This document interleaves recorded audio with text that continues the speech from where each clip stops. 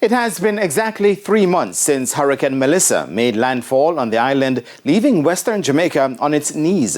And as you'll hear in this report from Daniel McLeod, the track and field community is still feeling the fallout from the hurricane. Many schools from western Jamaica are hoping to take part in the ISA Boys and Girls Championships in March. But the impact of Hurricane Melissa is still being felt. William Nib was severely damaged. The entire roof, maybe almost 80% of the school was blown off. It's like, it was severely damaged. It's like, remember the eye of the storm part, leave out of Falmouth. So it's like, it's just that maybe it's like people who come on the outskirts because it's a tourist destination, so you know that they clean up the outskirts. But internally, like this side and couple Wakefield, you're talking about a lot of people lose roof house. I must say maybe more than maybe half of my team lose house, lost clothes. So it's like, so it's because they come from deep rural Chilani. So Chilani was severely damaged. Our school over 3 o'clock.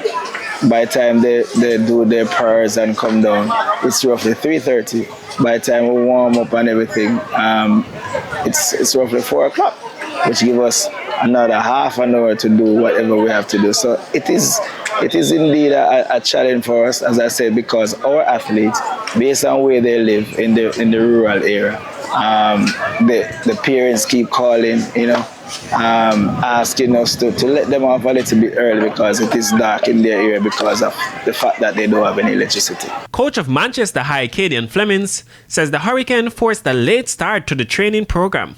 Quite a few of our youngsters would have been impacted somewhat, maybe lost their roof, unable to get to school via modes of transportation, hence preventing us from training for at least 2 weeks. Homewood Technical High School was also affected, and assistant coach Dwight Jones says they are doing their best to help the students recover as quickly as possible. We have lost a good 2 to 3 weeks due to Melissa. We have students, who lost everything, homes damaged.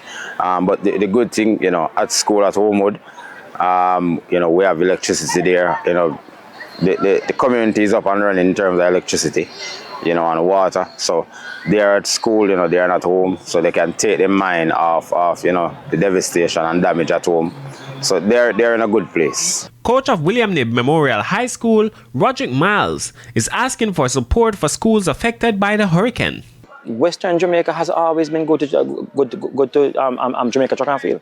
We produce bold, we produce a number of athletes. Matter of fact, we keep on saying to them that in the glory days, 2008, 2009, 60% of the medals come from Western Jamaica, right? And we're not going to separate Jamaica. It's just that we're saying that it's like Western Jamaica been producing. So like, see how best I can help. We have known other program, lesser program, is like, who just can't maybe come down. They might have panel maybe grass meat, also basically. It's like, because a lot of people is actually struggling. Subsequent checks with Keith Wellington, president of the Inter-Secondary Schools Sports Association, revealed that further assessments are still being done ahead of the top high school track and field competition in the world. The ISA Boys and Girls Championships will run from March 24 to 28. Daniel McLeod reporting for TVJ Sports.